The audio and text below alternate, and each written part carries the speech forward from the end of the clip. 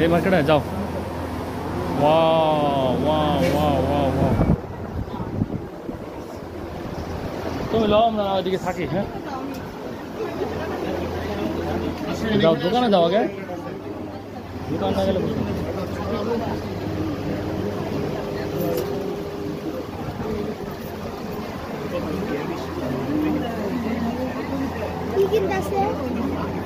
হ্যাঁ কাপড় চোপড় কিনবো, একটা জামা টামা কিনবো।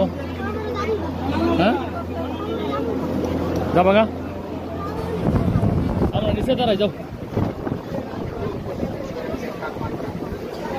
দাঁড়ো, টাকা দিয়ে আসি। দর্শক আপনারা দেখতে পাচ্ছেন এটা হচ্ছে গাঙ্গিনাপাড় শহরের প্রাণকেন্দ্র। এখানে কিন্তু ঈদের কেনাকাটা পুরো দমে জমে উঠেছে। প্রত্যেকটি দোকানেই এখানে কিন্তু প্রচুর পরিমাণে ভিড়ভাট্টা আমরা লক্ষ্য করতেছি। তো এখন রাতের বাজে মূলত হচ্ছে 9টা। এখানে তারাবির নামাজ চলতেছে। বাম পাশটায় এটা মসজিদ। তো গাঙ্গিনাপাড় মসজিদ জায়গাটা একটু ছোট হলেও এখানে কিন্তু লোকারণ্য, মুসল্লির সংখ্যা অনেক বেশি থাকে সবসময়। তো এই মসজিদটা আরেকটু বিস্তৃত হলে ভালো হয়, বা আরও একটু উপর দিকে যদি বাড়ানো যায় সেক্ষেত্রে অনেক ভালো হয়। তো মানুষ যে যার মতো কিন্তু এখানে কেনাকাটা করতেছে। তো জিনিসপত্রের দাম অনেকটাই বেশি। এখানে দেখতে পাচ্ছেন ফুটপাতে কিন্তু এখানে কিছু আতর, সুরমা এগুলো বিক্রি হচ্ছে। তো ময়মনসিংহ শহরে যে বিষয়টা একটু পীড়া দেয় সেটা হচ্ছে অটো। এত পরিমাণে অটো যে এখানে যানজট সবসময় লেগেই থাকে। তো অটোর জন্য কিন্তু এখানে দেখা যায় যে অনেক সময় দুর্ঘটনার শিকার হতে হয়, এবং সময়টা আপনার একটু বেশি নিয়ে বের হতে হয়। তো অটো নিয়ে আমাদের সিটি কর্পোরেশন কিন্তু বিভিন্ন সময় বিভিন্ন ধরনের উদ্যোগ তারা নিচ্ছে, নেওয়ার পরেও কিন্তু ওইভাবে আমরা জনগণ তার সুফল পাচ্ছি না।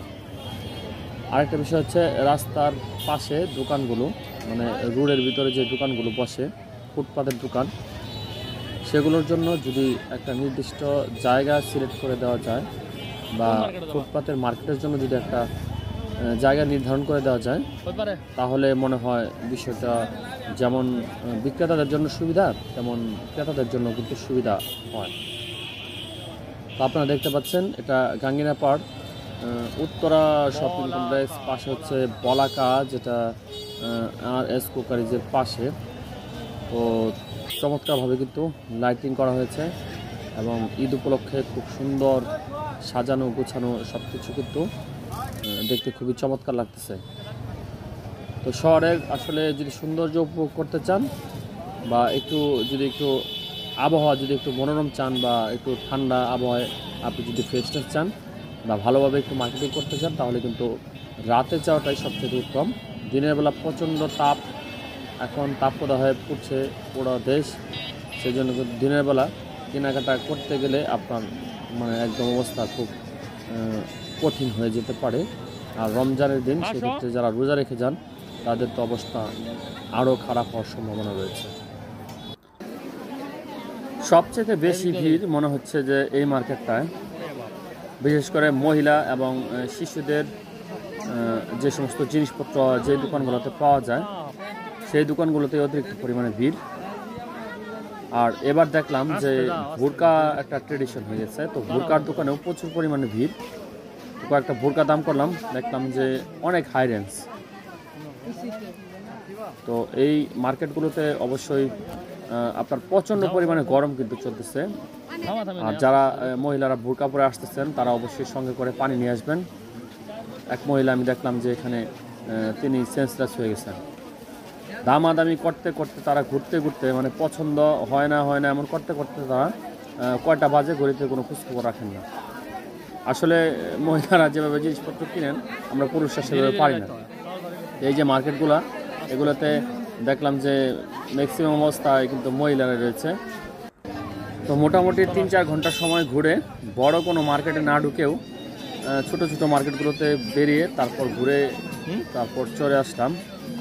দেখুন জুতাগুলো, এখানে একটু কম প্রাইসে জুতা পাওয়া যায়। এটা হকার্স মার্কেটের ভিতরের দোকানগুলো। তো এক সময় মার্কেটগুলোতে অনেক যাওয়া হতো। তো তো সেই স্মৃতির কাটটাতেই কিন্তু এখানে আবার যাওয়া, মূলত হচ্ছে ভিডিও করার উদ্দেশ্যে এই মার্কেটগুলোতে ঘুরে ঘুরে দেখলাম, অনেকদিন শহরে ঘোরা হয় না। এই পাশটায় ফুটপাতে কিন্তু প্রচুর পরিমাণে পোশাক আশাক সেল হচ্ছে, বিশেষ করে বাচ্চাদের পোশাক এবং যারা কৈশোর কিশোর কিশোরী তাদের জন্য এখানে দেখতে পাচ্ছেন ছেলে মেয়েদের জন্য হাফ প্যান্ট শার্ট, তারপর হচ্ছে গেঞ্জি সেট, এগুলো কিন্তু বিক্রি হচ্ছে। তো এই মার্কেটগুলো আছে বিদায় কিন্তু নিম্নবিত্ত বা নিম্ন মধ্যবিত্ত যারা আছে তারা ঈদে কিছু কেনাকাটা করতে পারতেছে, তা না হলে জিনিসপত্রের যে দাম তাতে করে কিন্তু একটা দুর্বিষহ অবস্থা করতে হতো। দেখুন এই জায়গাটায় কী পরিমাণ লোকজন। এই এখন কিন্তু রাতের বাজে মূলত 12টার পরেও কিন্তু এরকম ভিড় আমরা দেখতে পাচ্ছি। তো শহরের যারা লোকজন আছেন বা যারা শহরের কাছাকাছি থাকে তারা কিন্তু মূলত রাতের বেলায় কেনাকাটা করতে স্বাচ্ছন্দ্য বোধ করে। তো দেখুন প্রত্যেকটা দোকানে কিন্তু কাস্টমার মোটামুটি আছে, তবে এই সাইডটায় একটু কম। এটা হকার্স মার্কেটের সামনে। তো হকার্স মার্কেট আমরা জানি একটু কম প্রাইসে জিনিসপত্র পাওয়া যায়, সেই জন্য যারা যে গ্রাম থেকে আসে তারা কিন্তু বিকেলের আগে কিন্তু তারা কেনাকাটা করে ফেলে।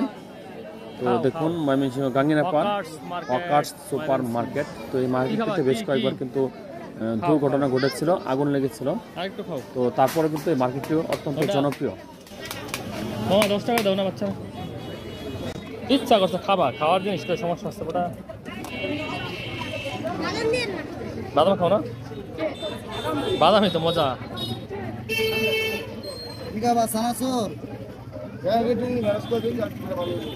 জাল বেশি খাবা না কম খাবা?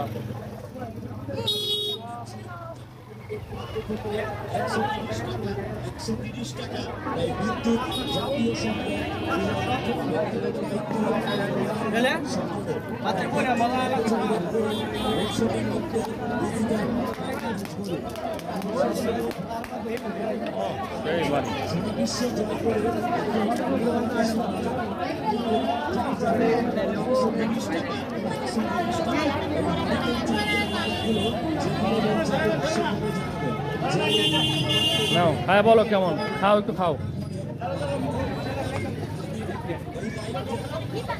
কেমন মজা? ভাই আপনার নাম কি?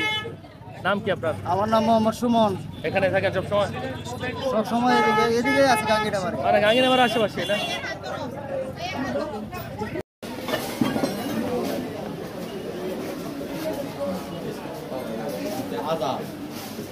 এই জায়গাটা একটু ঠান্ডা আছে তো? হ্যাঁ ইন্ডোর ঠান্ডা আছে। আর আমাদের কাছে হ্যাঁ মানুষ এটা বড়